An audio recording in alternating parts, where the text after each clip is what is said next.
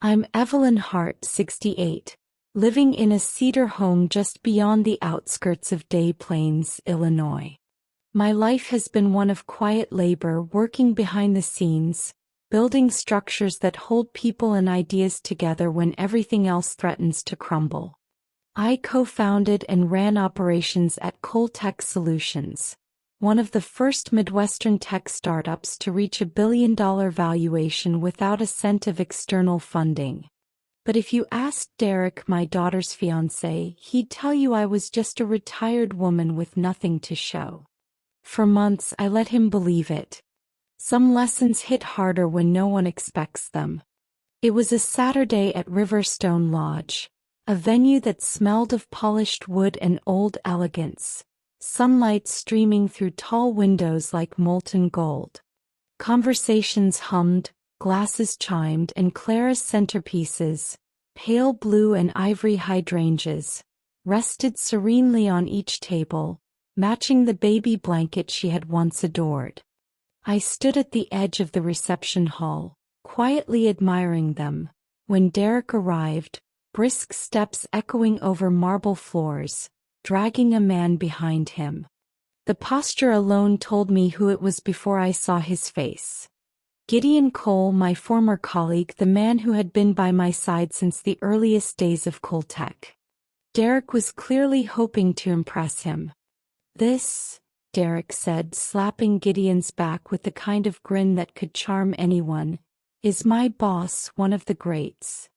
Then, with a forced smile meant to minimize me, he added, "And this is Evelyn, my fiancé's mother. She's retired now. Keeps things simple." I said nothing, only inclined my head politely. Gideon's eyes flicked to me, and I watched a subtle shift pass over his face. First recognition, then surprise, then something warm and approving. He stepped forward and extended his hand with firm purpose. "Evelyn Hart," he said, gripping my hand with steady authority, "it's good to finally see you again, partner." Derek's confident smile wavered. His hand trembled slightly on the champagne glass. "Partner," he echoed, voice faltering. Gideon glanced at him, then back at me, confirming the truth Derek had tried to dismiss. "We built Tech together," Gideon said simply. "Everything that company stands on, its foundation, is hers." Derek froze. Not a word came from him. Around us the room seemed to pause. Conversations stilled. A violinist lowered her bow mid-note. Forks hovered in the air. Every eye subtly turned toward our corner. I did not speak. I did not gloat. I let the truth arrive on its own, quiet but undeniable. My gaze fell briefly to the black onyx cufflinks Gideon noticed immediately. Reminders of the day we signed our first major government contract. He saw them, understood, and that was all the acknowledgement needed. Derek remained silent. The room seemed to understand before he did. Some power is quiet and some lessons speak louder than any boast. I could see Derek wasn't really listening. His gaze kept drifting across the room, landing on another couple, probably comparing watches or silently estimating salaries. When my soup arrived, I stirred it slowly, letting the warmth seep into my hands. Derek cut into his steak with exaggerated precision, chewing with a showy satisfaction. He glanced at my plate once and gave a faint half-smile. "Minimalist," he said. "That's the trend these days, right?" I met his eyes but didn't respond. What was there to say? Sometimes silence cuts deeper than words, and sometimes a simple bowl of soup is enough. Later that evening, Clara walked me to the car. The spring wind was crisp and she hugged her coat tighter around her shoulders. "Did you enjoy tonight?" she asked softly. I nodded. It had been revealing. "Mom, you're not upset, are you?" she asked, brow furrowed with concern. I took her hand gently. "No, darling. Not at him. Not anymore." I had learned something over the years.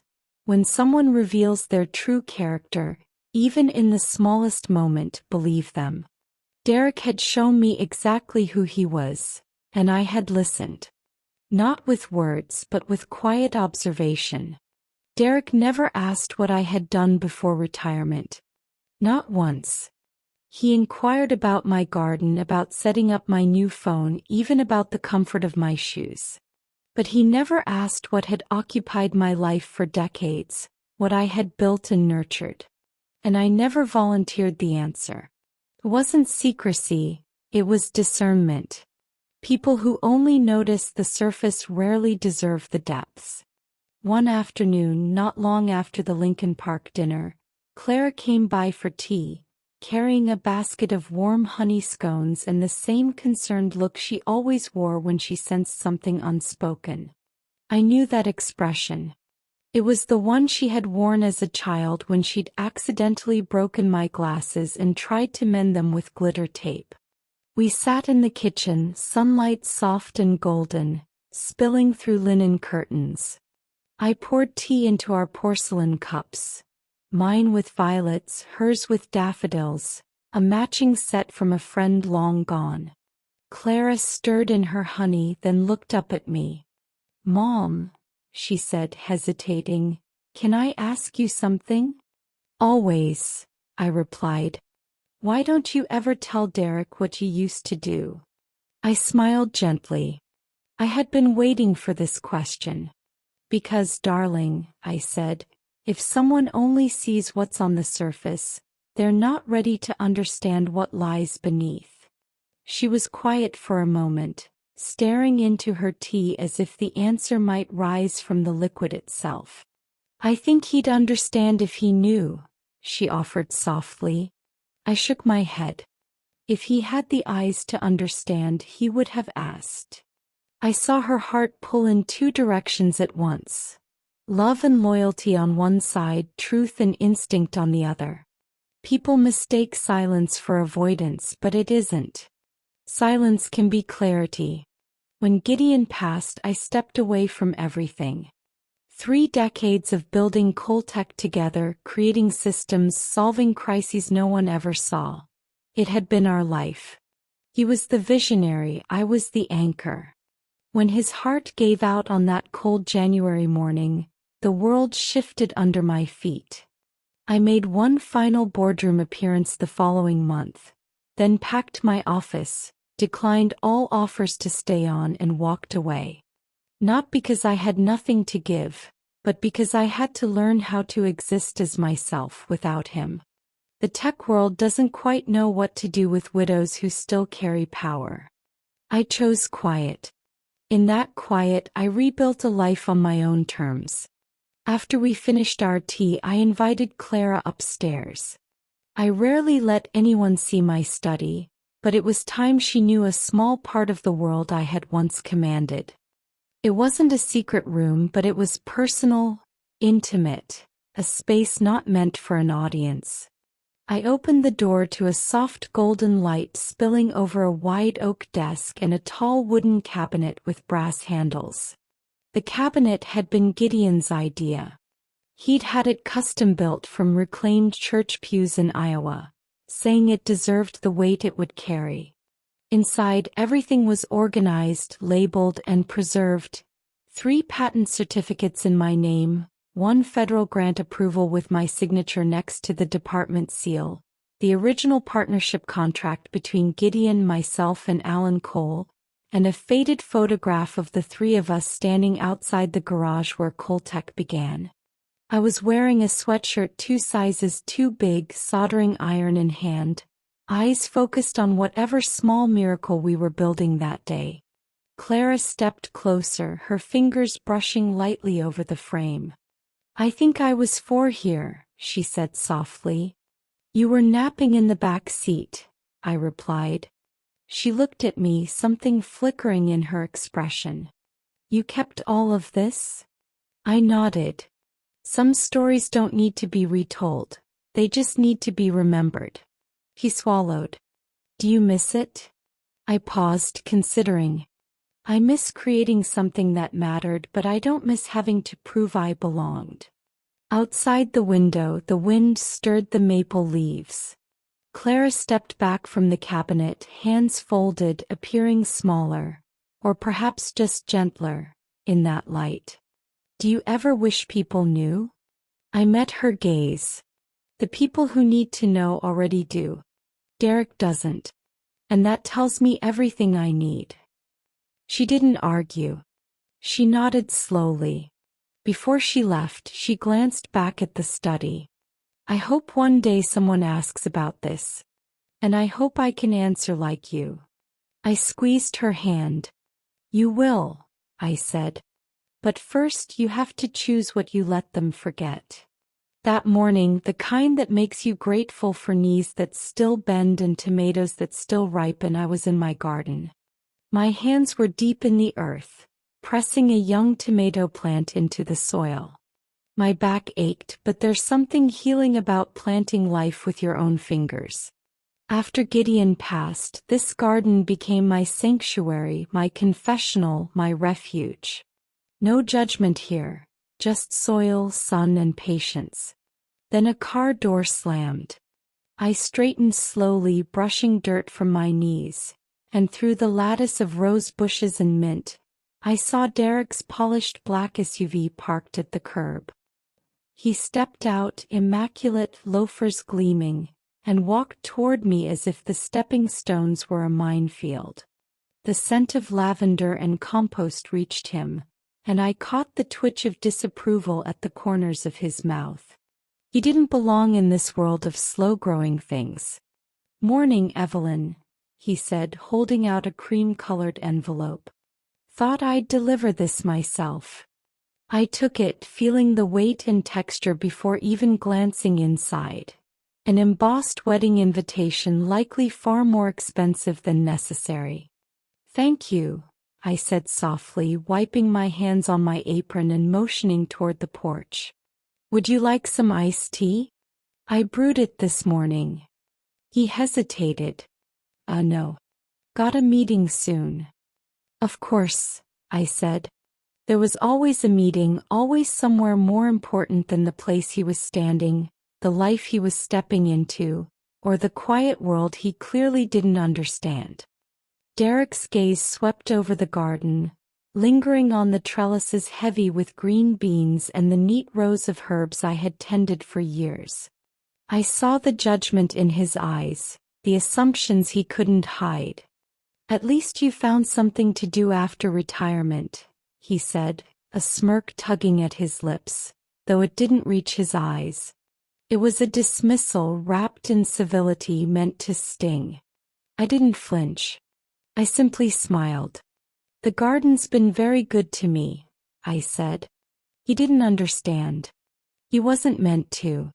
He tapped his car key against his palm. "Claire mentioned you were in tech, right? You must get bored out here." I tilted my head slightly, feigning thoughtfulness. "Not at all. Watching things grow is far more satisfying than watching graphs." He laughed politely, glanced at his watch, and straightened. "Well, enjoy the tomatoes. See you at the wedding."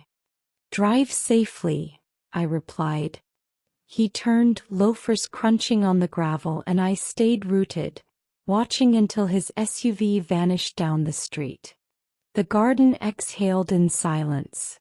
I held the envelope in my hand, letting the breeze flutter the curtains, listening to the hum of the garden like a living orchestra outside. I whispered to no one in particular. Purpose never leaves. You just have to notice it.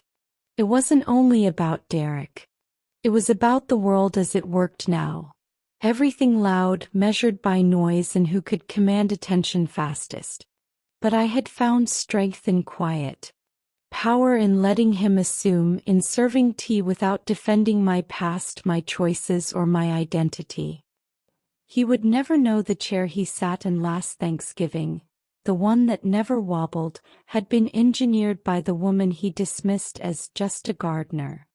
He would never realize that the POS system running his firm's cafeteria still paid me royalties. Quiet things unnoticed were mine, and I had built much of the world he walked through. I glanced at the black stone cufflink I had left on the kitchen table, the one that matched the one Gideon had worn when he proposed. Derek hadn't noticed it last time. No one did. But it was there. Steadfast, silent, waiting.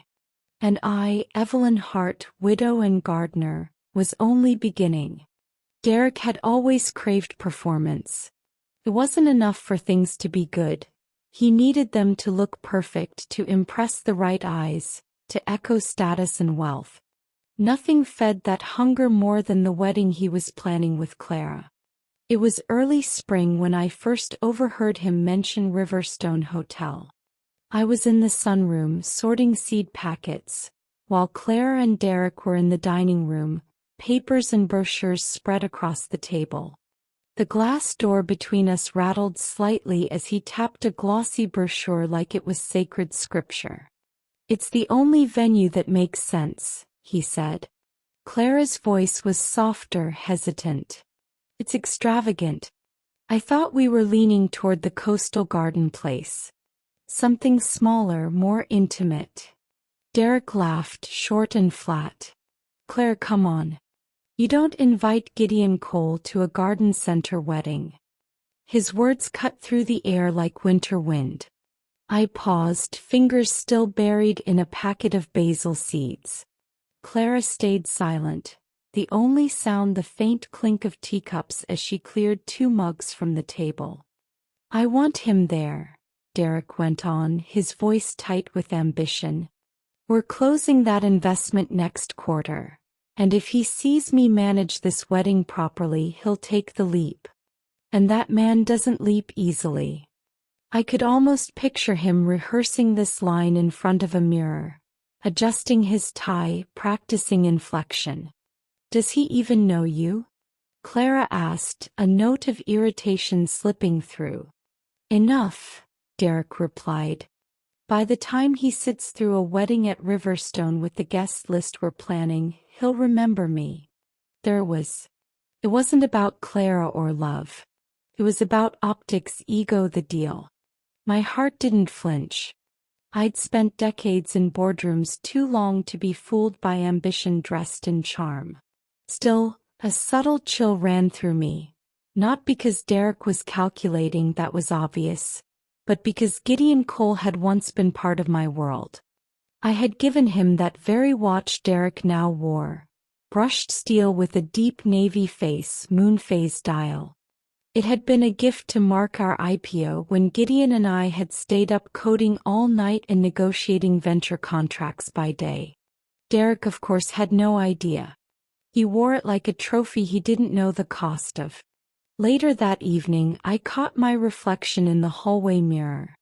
My face, framed by silver curls, held no shock, only the calm stillness I had learned to wear like silk.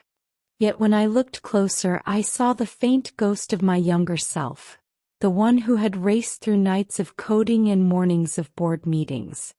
Time didn't blur everything. It sometimes sharpened it.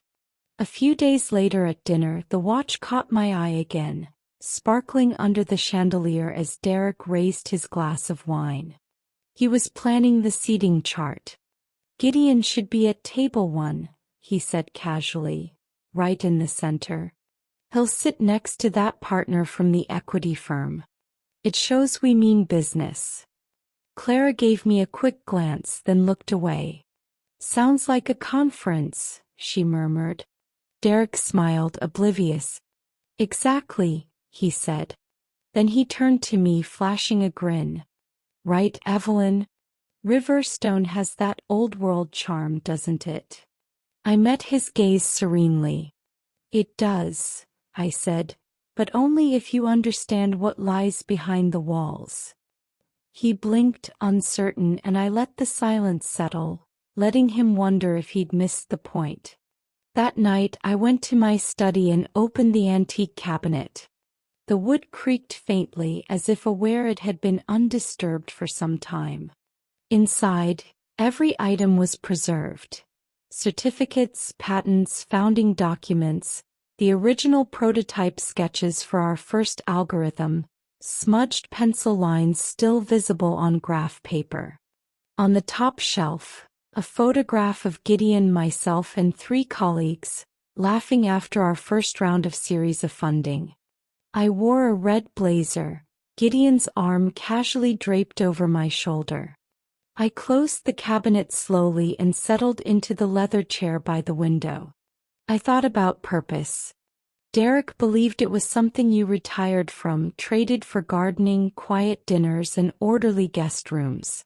He didn't realize that purpose, once found, doesn't leave. It waits quietly and patiently until its moment comes again. And if no one bothered to ask my name, that was fine. Some legacies aren't carried in introductions or titles. They live quietly in the turning of unseen gears beneath a polished watch, in papers filed away behind old oak, and in the eyes of daughters who remember. The wedding plans would move forward, the guest lists printed, the river stone booked. I would watch, not to intervene but to witness. And when the moment came, as it always does, I would speak. Once, and only when it mattered. There was a drawer in my study left untouched for years. The middle one, with the slightly crooked brass handle, nicked the day Derek was 8 and yanked it too hard looking for colored pencils. I had let the dust settle over it like a forgotten story. But this morning after his visit, something tugged at me, a quiet insistence, a whisper of memory. I sat at my desk and gently pulled it open. The hinges groaned as though recognizing the weight of what lay inside. There was the old photograph. The corners curled slightly with age. I held it carefully like fragile glass. Evelyn and Charles in front of the garage that started everything. Lydian Systems wasn't a company yet. Just wires soldered together, code scrawled on napkins, and nights arguing over whether a second-hand oscilloscope was a necessary risk. Charles's arm rested on my shoulder, smudged with grease, eyes squinting in the sun. My laughter was genuine, belly deep, shaking loose all doubt. We were young, scrappy, endlessly hopeful. Behind the photograph lay the original partnership agreement, still in its manila folder. I slid it out carefully, smoothing the creases. 3 signatures marked the bottom. Mine, Charles's, and Gideon Cole's. He was fresh out of MIT then, brilliant, cocky, but Charles and I saw the spark. He became the strategist to our builders, our third mind. We spent 3 years in that garage before ever pitching to a single venture capitalist. And now Derek wore a watch I had given Gideon that morning we went public. Brushed steel, engraved with a simple acknowledgement for the long nights, the risks, the belief that got us there. I didn't know how Derek had acquired it. Perhaps a gift, perhaps not. But seeing it gleaming on his wrist like a trophy, my chest tightened. I reached for my yellow legal pad, the one I always kept close even after retirement. Its hue reminded me of sunlight and fresh starts and the quiet revolutions ink can make. I uncapped my pen and paused. Then I wrote, Charles had fire. Derek only inherited the walls. The words came freely, underlined once. It wasn't bitterness. It was clarity, the kind that grows in silence. Derek had Charles's jawline, his stride, his bearing, but not the soul beneath it. That fire, forged in humility, in listening more than speaking, was absent. Derek had built nothing. He inherited structures already standing and mistook their strength for his own. I turned to a new page and began jotting down names. Old colleagues, early interns, engineers who had traded soldering boards for pizza and floor space. Some had become leaders in their own right. Some had disappeared into other lives. I wasn't writing for sentiment. I was writing to remember, to honor, to mark what was real in a world that often applauds noise over substance. I felt something shifting, a quiet tug that reminded me where the roots really were. Outside, the morning doves cooed softly, and for a moment time felt heavy, not sorrowful, just present. My fingers brushed the edge of the photograph again. I studied Charles's grin, the way his eyes crinkled. I hadn't spoken to his memory in a while. So I did. "You'd laugh at the suits they wear now," I whispered, voice soft. "All the talk of disruption, scale, hypergrowth. Remember when we just wanted things to work without crashing every hour?" A small laugh escaped me, shaky and fond. "Derek thinks legacy is about display," I murmured. "But you and I, we knew better. Legacy is the shade you plant for others to sit under, long after you've walked away." The drawer was still open. I returned the photograph carefully, but left the partnership agreement on the desk. Not to prove anything, not to flaunt, simply to remember. To remember how it started, who I had been, and who I still was, even if no one ever asked. I didn't need a stage, and I never needed a spotlight. Yet sometimes even the quiet ones must speak. Perhaps it was that time. I closed the legal pad, tapping it lightly, a small seal over a silent truth. Outside, the wind stirred and the tomato vines swayed as if listening. Later that Sunday, Derek showed up with Clara. No text, no warning. I heard the SUV pull up while I tended the hydrangeas near the gate. Clara stepped out first, balancing on heels too high for the gravel, sunglasses still on. Derek followed, a white envelope tucked under his arm, that familiar expression of appraisal on his face. "Mom," he said, voice half smiling, "we brought something for you." I dusted my gloves off and motioned toward the porch. "Lemonade's cold." They followed me inside. Clara brushed imaginary dust from her dress, scanning the house as if it were a gallery. Derek handed me the envelope. I opened it slowly. Inside, a glossy trifold detailed styling suggestions for the Riverstone ceremony. Notes in marker instructed, muted tones, structured lines. Avoid flashy patterns or anything casual. Polished, understated, elevated. At the bottom, Derek's handwriting added, "This keeps everyone consistent for photos. Roth has classic taste." Clara smiled, almost too sweet. "We're working with a stylist," she said, "to keep everything cohesive. It'll be beautiful. It's important to present the family well," Derek added. I nodded once. "Yes, he is." The silence that followed had a certain weight, almost gentle. Clara flipped through her phone. Derek sipped his drink. I excused myself, taking the envelope to my bedroom. Sitting at the edge of the bed, I exhaled slowly, letting the tension ease. Then I opened the closet. Inside, hanging in a cloth garment bag, was a charcoal gray suit, tailored decades ago. Along the inner lapel, 3 embroidered letters marked my name. Evelyn Hart Cole, long before anyone called me simply Mom or the widow. The suit had been made by a small Boston tailor, Hawthorne and Blake, known only to a few. Charles had arranged fittings for the entire Lydian leadership team the year we went public. He had said, "We built this from scratch. Let's look like we did." I remembered laughing when the tailor said, "You'll outdress half the men on Wall Street."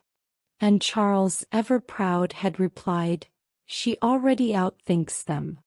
I ran my fingers over the fabric, feeling the quiet weight of history stitched into every seam. This was mine. This was ours. And it would remain no matter how loud the world got outside.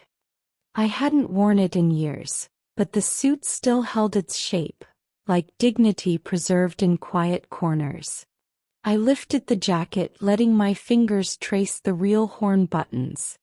Beneath the lining, a tiny hematite charm peeked out, something my grandmother had insisted on for grounding. I didn't shed a tear, but a calm settled over me. They thought they were guiding me, helping me blend in, but I had no interest in folding myself into a staged family portrait, a picture meant to impress. I had already built my legacy where it began. In garages, on kitchen tables, over burnt coffee and sleepless nights with Charles and Gideon Cole. Ink was wet, dreams were raw, and the foundations were set. Florals, string quartets, and glossy photos couldn't rewrite that. I returned to the living room, carrying the suit over my arm. Derek's eyebrows lifted. "I appreciate the suggestions," I said, laying the jacket on the armrest, "but I've already chosen." "You sure, Mom? We really want everything to match," he said, hesitant. "I know," I replied softly. "This is exactly what's meant for it." I ran a hand over the lapel. Clara tilted her head. "It's beautiful. Where's it from?" "Hawthorne and Blake, Boston," I said, smiling faintly. "Custom fits reserved for the founding members of Lydian. The first official year. Every leader had one." I let the weight of it hang between us. This suit had stood beside Charles when the bell rang at the stock exchange. It had been there as Gideon Cole signed our first expansion papers. Derek looked down, then back at me, realizing perhaps how much I had preserved. "I didn't know you kept all this," he muttered. I smiled quietly. "Some things preserve themselves." Clara said nothing. The silence wasn't empty. It was necessary. Derek gathered the glasses, carrying them into the kitchen, and Clara followed, pausing once before she stepped away. Later, I returned the suit to the bedroom, laid it across the bed, and brushed the shoulders with care. I opened my legal pad, flipping past old notes and diagrams, and wrote a single line: "Pride doesn't always roar. Sometimes it wears a suit and waits." I circled it, underlined it twice, leaving the pen uncapped beside it. Out in the garden, the tomatoes had ripened faster than I expected, their skins shining in the sun, stubborn and alive. I bent low, clipping stems with deliberate care, when I heard gravel crunch behind me. "Mom," Clara's voice was soft, but there was tension in it. I straightened, brushing dirt from my gloves.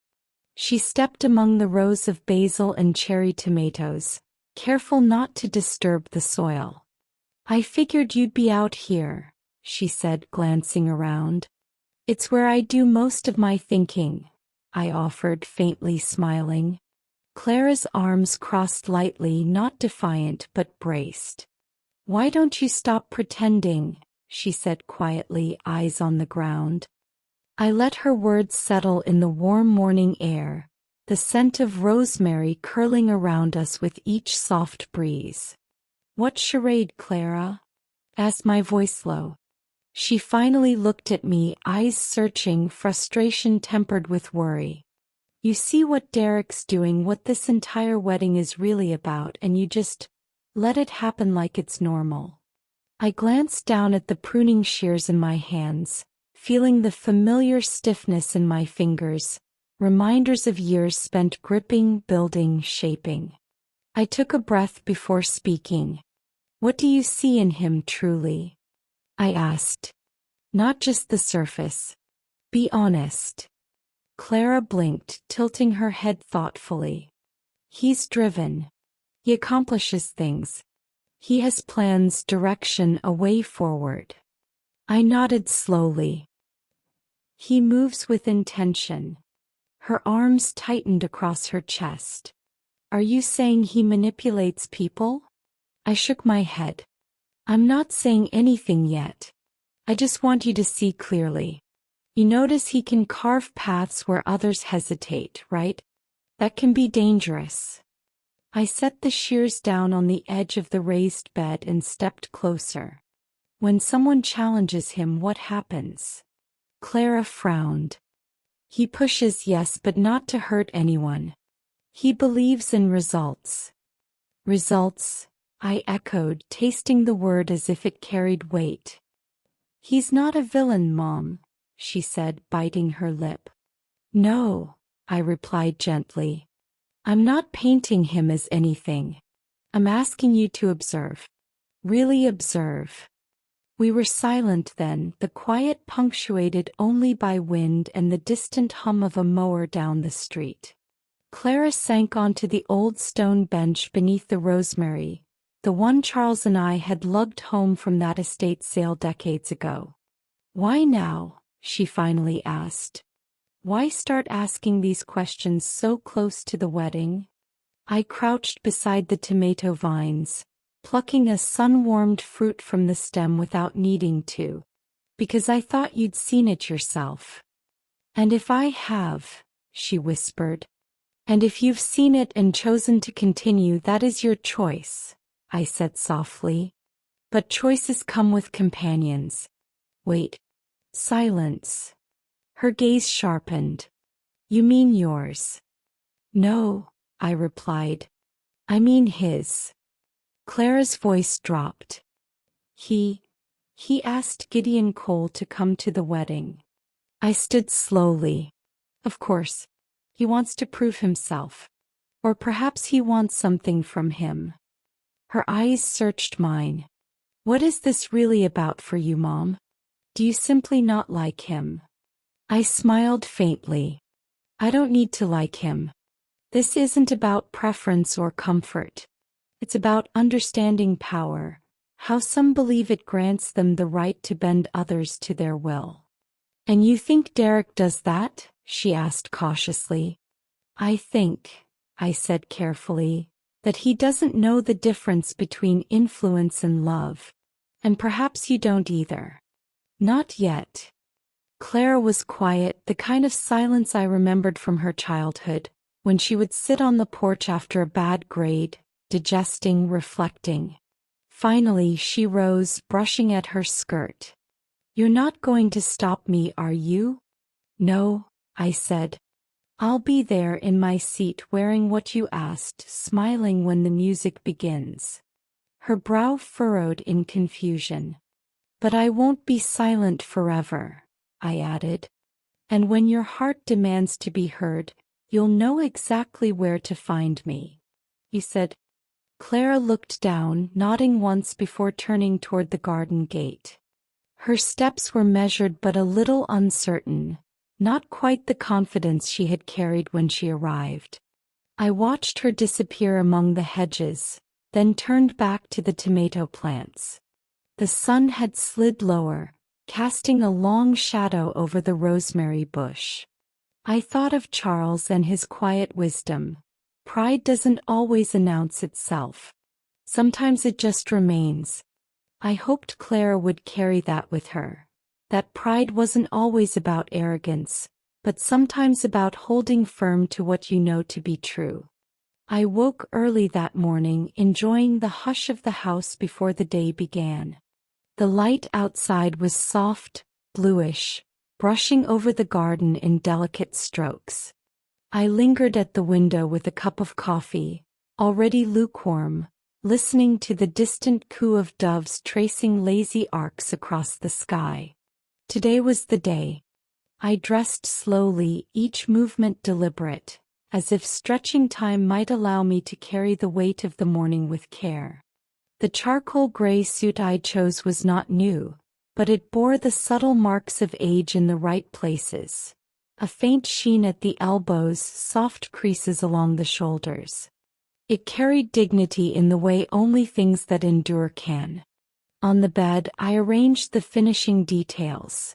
The black onyx cufflinks Charles had given me on our 25th anniversary, still resting in their original velvet box.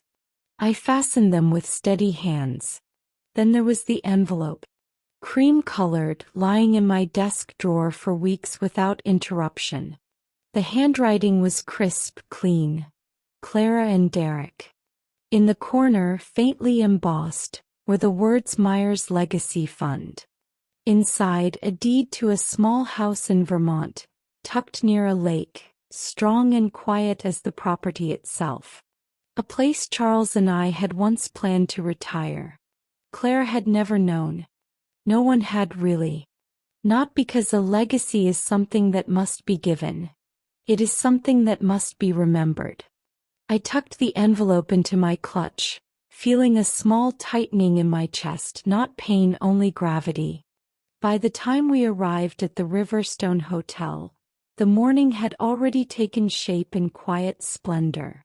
Hedges trimmed to perfection, soft strings playing near the terrace, staff moving with understated precision.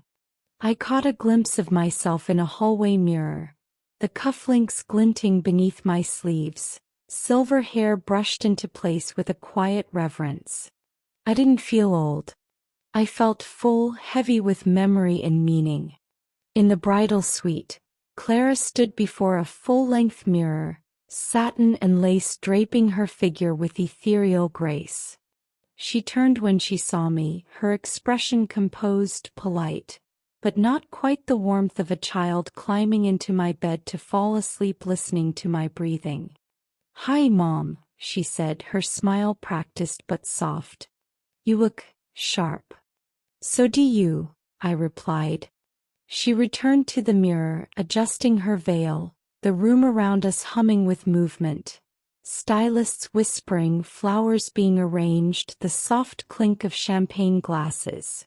But between us, a quiet island remained. "Do you need anything?" I asked gently. She hesitated, a flicker crossing her face. "No. I'm okay."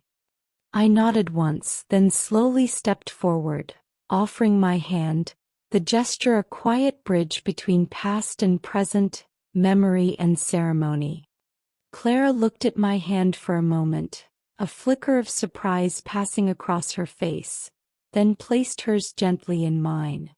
It was a gesture we had shared countless times, crossing streets, late-night hospital visits, quiet walks home, but this time carried a quiet finality. Together we moved toward the edge of the aisle, the soft notes of the piano threading through the air. The guests rose, hundreds of eyes turning toward us. My hand remained steady, but I felt her fingers shift ever so slightly, not to cling but to signal, "I've got this." And perhaps she did. Yet I held her hand one last time, a final tether of guidance. We paused just at the entry, letting the moment settle into something larger than breath. Slowly, deliberately, I passed her hand to Derek. He stood there, confidence radiating in carefully measured lines. The polished smile, squared jaw, the subtle glint of ambition that could slice through charm like a knife hidden in velvet. But this was not my moment to intervene. It was my moment to witness. I stepped back. As the vows began, I made my way to the front row, seated quietly, hands clasped. My eyes remained dry, not from lack of feeling, but from years of knowing that tears in public do not always serve their purpose. Beside me, someone whispered, "She looks beautiful." I nodded, though my mind was elsewhere, on the envelope I had tucked away, on the house by the lake, on the future I had quietly arranged. Prepared just in case. A safeguard against regret, ambition gone awry, or love that forgot its own meaning. When the ceremony ended in applause and flashes of cameras, I lingered for a heartbeat longer, staring at the arch of white roses where Clara had stood. I smiled, not because I trusted Derek, but because I trusted her. That part of her, the part that belonged to me, that remembered long walks in rain, Sunday mornings, whispered stories after nightmares, that part would endure. Until then, I would wait. The reception hall was soft and immaculate, white linens reflecting gentle light, the faint scent of lilies mingling with champagne.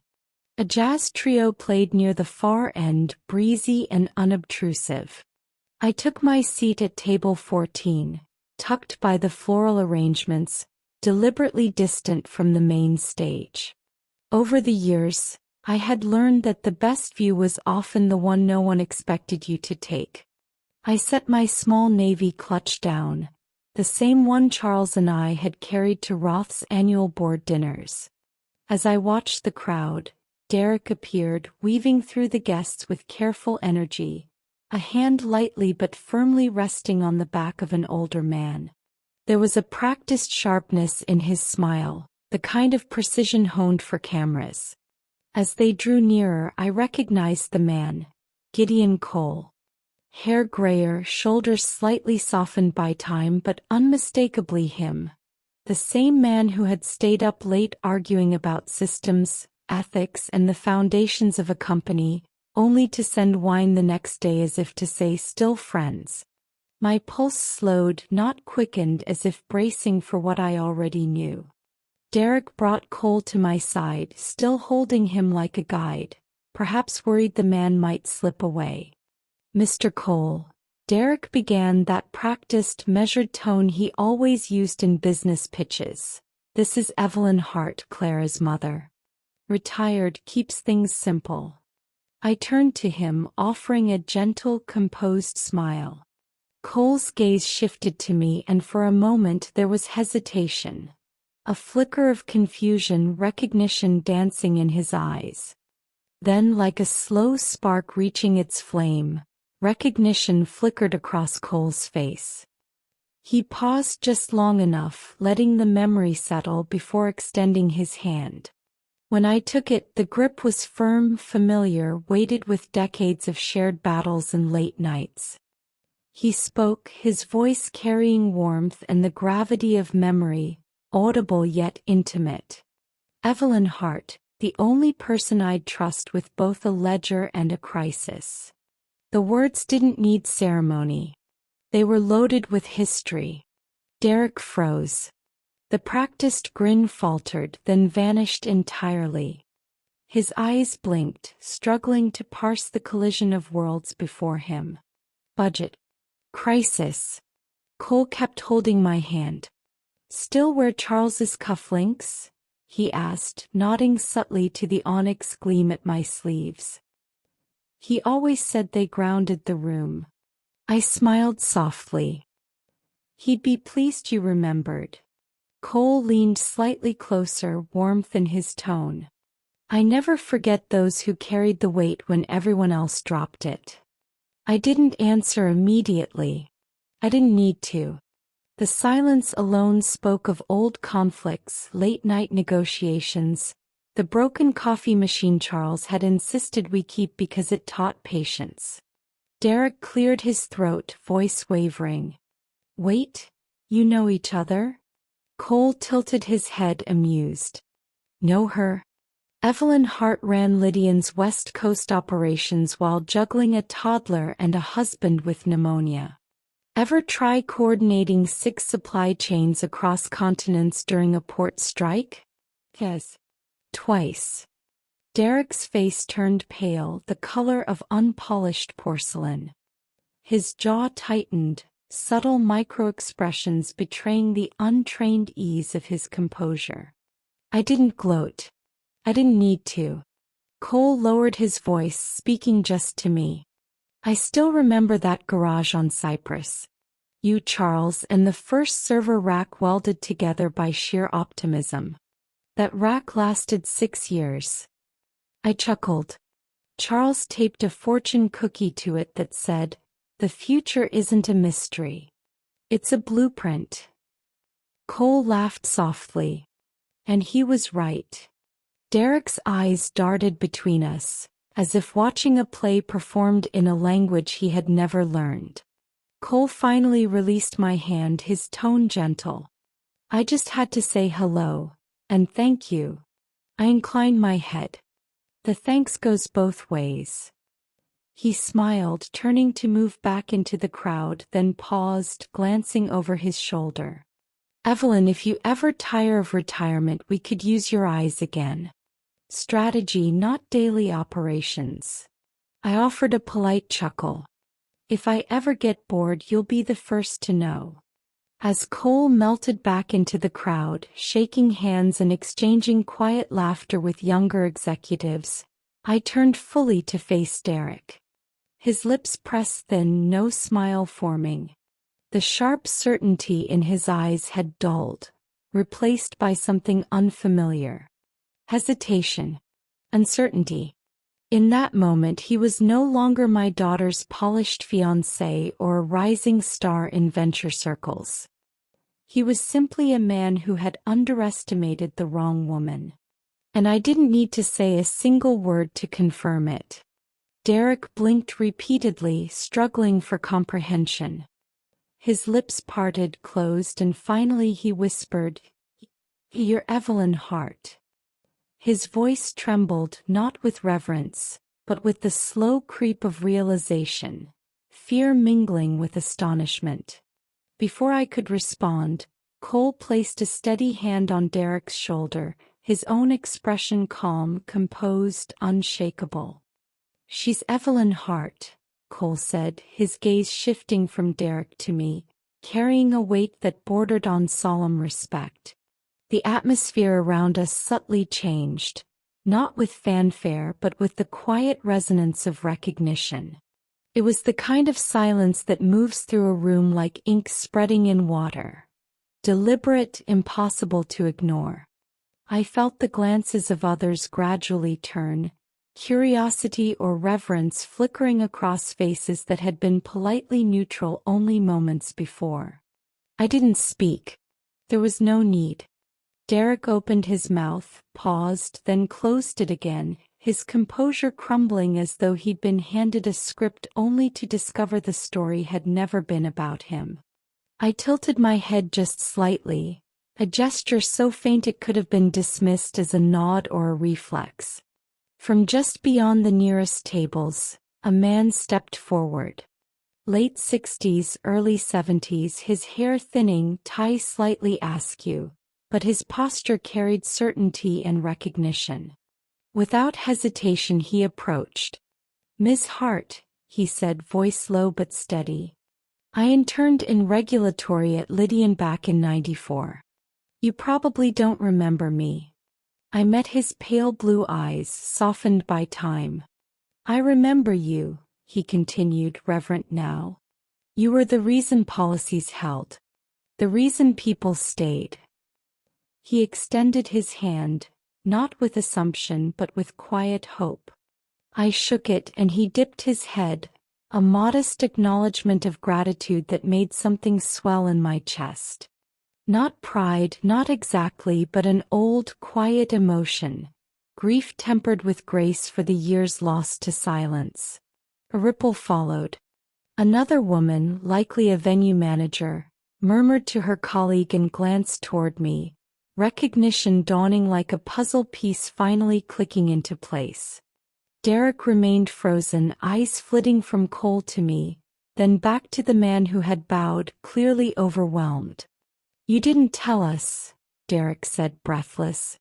I lifted a hand just enough to reclaim my space. "I didn't think it was necessary," I said calmly. "No triumph. No theatrics. Just fact." Derek's carefully curated composure began to unravel. I could almost see him replaying every conversation, every dismissive remark, every assumption he'd made in the past 2 years, and realizing how completely he had misjudged me. Cole, meanwhile, watched with mild amusement, intrigued by the disruption rather than offended. "I trust results more than speeches," he said softly to Derek, glancing at him one last time before moving back into the crowd, leaving silence in his wake.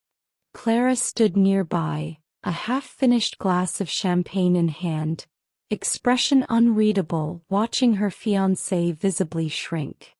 I remained composed, unmoved, observing the subtle currents of recognition flowing through the room, the small gestures, the murmurs spreading like a quiet storm. I didn't attempt to interpret Clara's thoughts. It wasn't necessary. That had been her journey. I returned to my chair, folding my hands in my lap, letting the moment settle without me reaching to control it. I've learned that true strength often hides in patience, not in assertion. A passing server lingered just slightly longer than needed, offering a small nod. "You carry it well, ma'am," she whispered. I acknowledged her quietly and took a delicate canopy.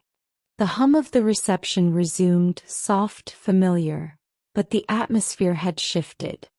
Not only had Derek's certainty faltered, but the room itself had subtly acknowledged me. I wasn't just Clara's mother anymore, not just a retired woman with quiet poise. I had built quietly and thoroughly, leaving my work to speak for itself. And that legacy needs no applause. The music played lightly, glasses clinked, laughter bubbled across tables, and I stayed near the back, calm, watching Clara move through the crowd. She seemed luminous as ever, but there was a new quality in her. Thoughtful, deliberate, a trace of reflection beneath the joy. Our eyes met briefly and she made her way toward me. We stepped out onto the stone terrace behind the hall. Evening had settled, cool and faintly scented with magnolia, the setting sun casting a gentle glow over Clara's shoulders. She studied me quietly, her expression unreadable.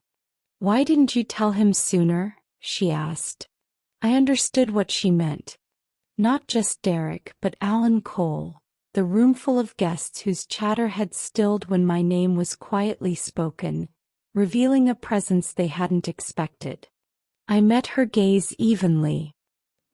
His treatment of me before knowing everything said more than words ever could. She paused, twisting the ribbon on her bouquet, petals trembling with her hands. "I feel like I should have seen it. I should have known. I'm not stupid." "You're not," I said softly. "But love has a way of blurring even the clearest signs." She shook her head, frustration and self-reproach mingling in the gesture. "He made me think you were content staying in the background." I never questioned it. I let a small smile touch my lips. "I did sometimes, but not because I wanted to be small." A quiet fell between us, heavy and calm. Then she asked, voice barely audible but weighted, "Was I blind, Mom?" I let the silence linger, giving the question its space. I saw how much it cost her to ask, how tightly she feared the truth. "You saw what you needed to see," I said finally. "When we love, we often reshape reality in our minds, coloring it with what we hope to believe." Her throat tightened. She clenched her jaw, trying to contain the sting of regret. "I defended him," she admitted, voice breaking. "Every caution you offered I dismissed. I told myself you were overreacting." "Yes," I said gently. "You did."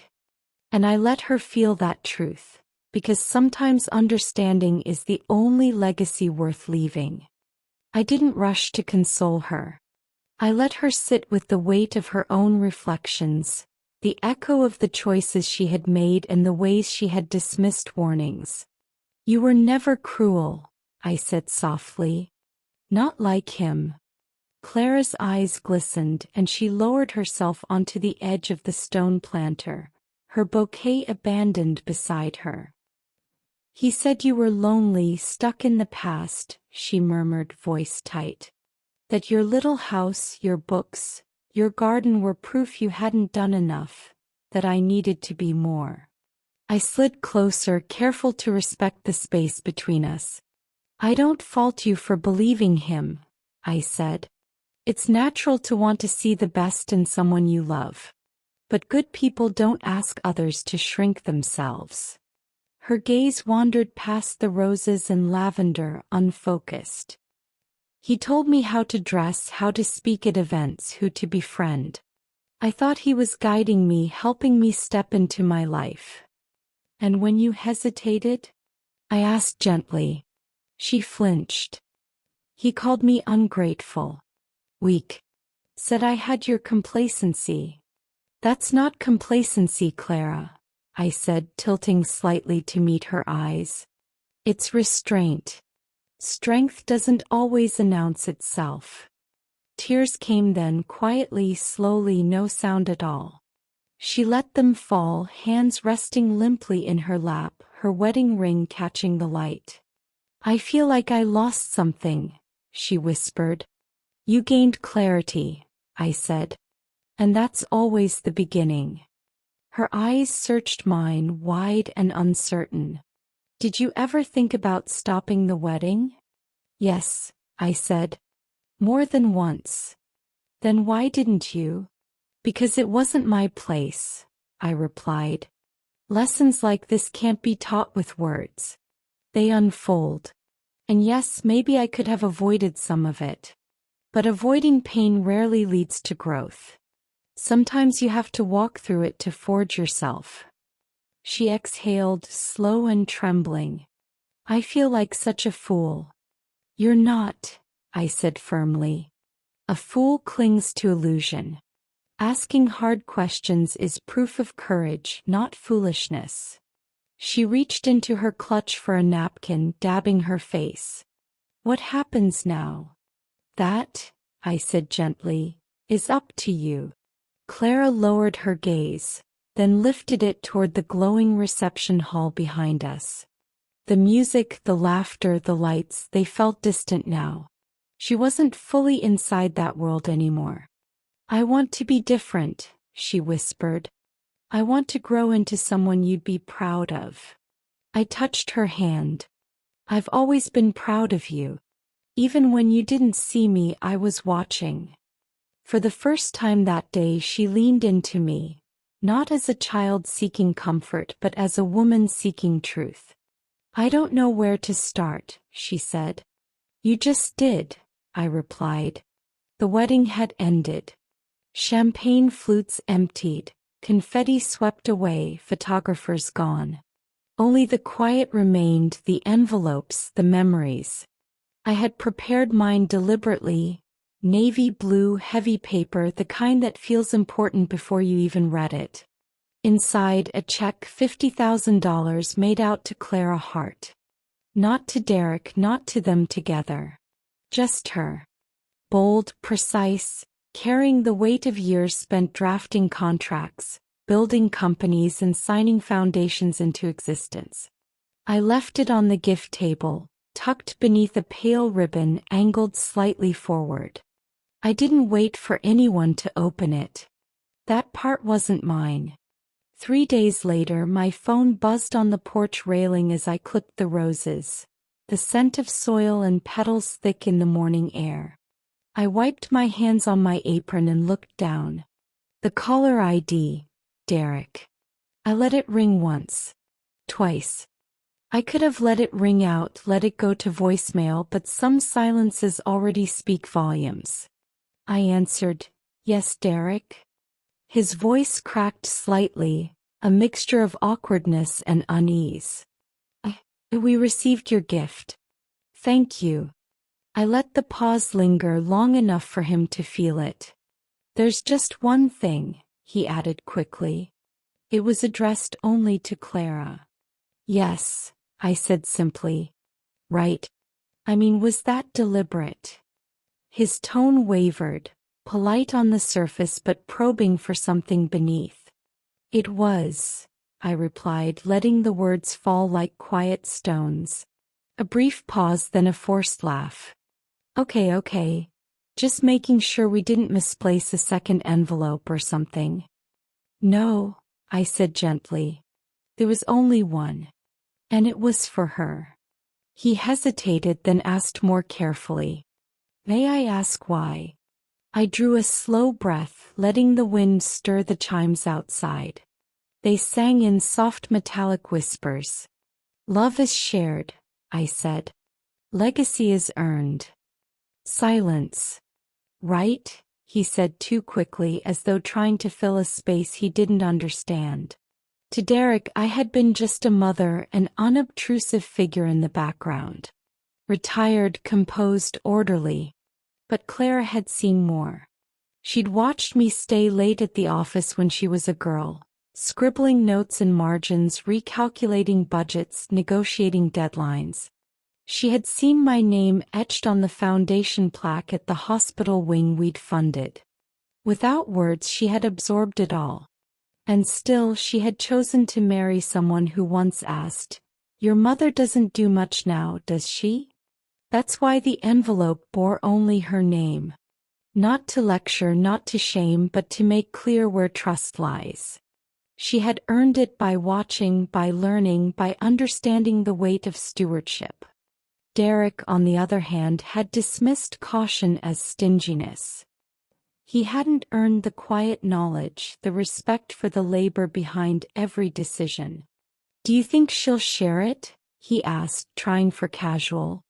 "She can choose," I replied, letting the words hang.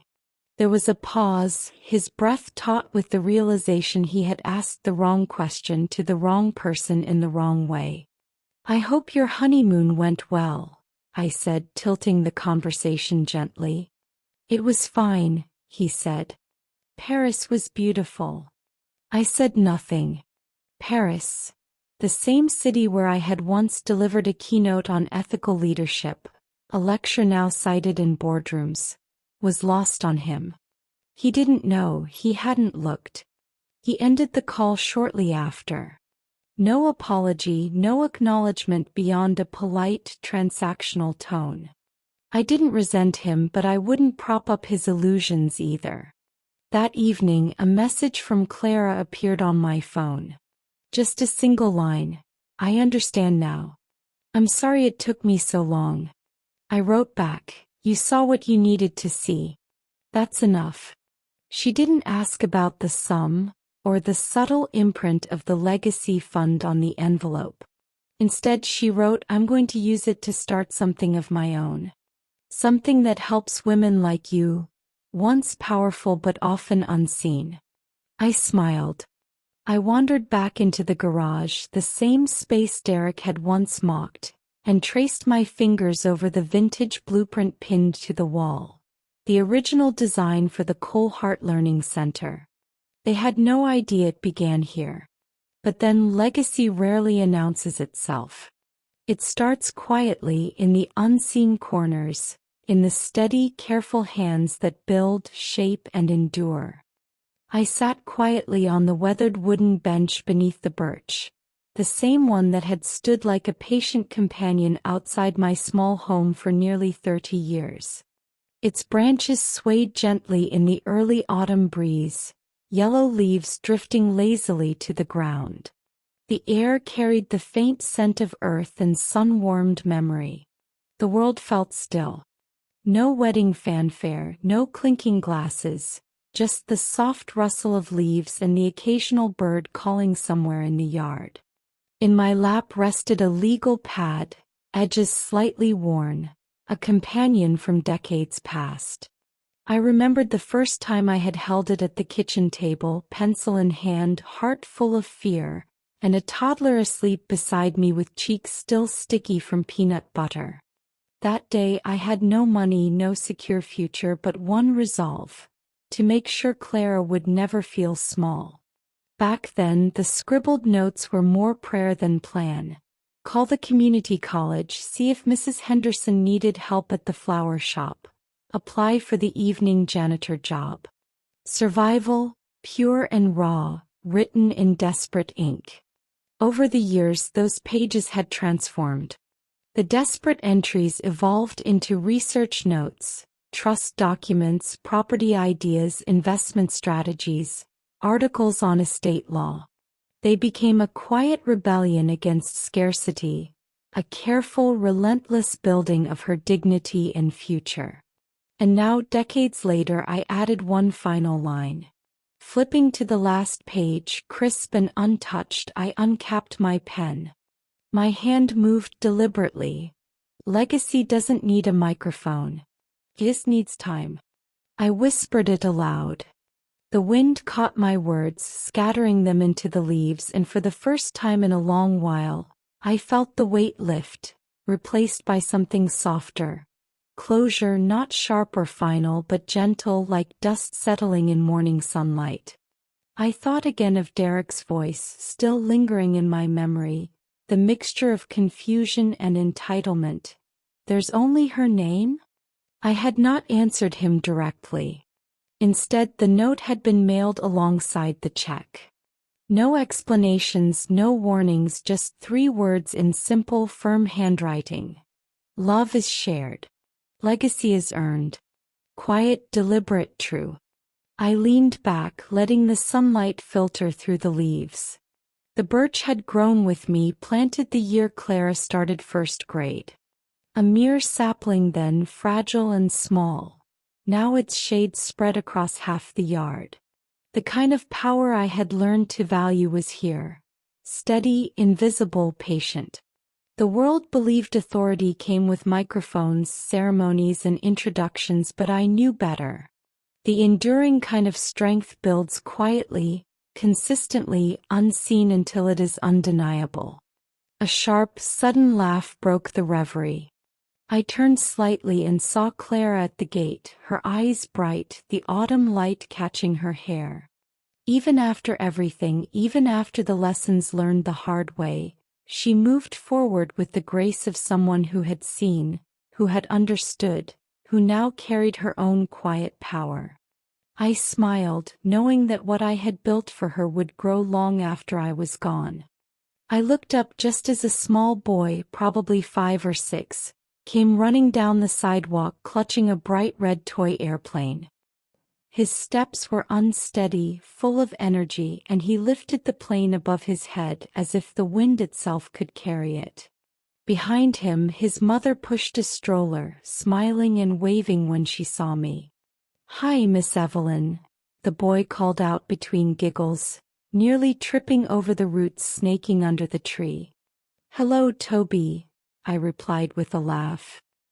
He darted off again, chasing the wind with his little plane, carefree as if joy had no weight.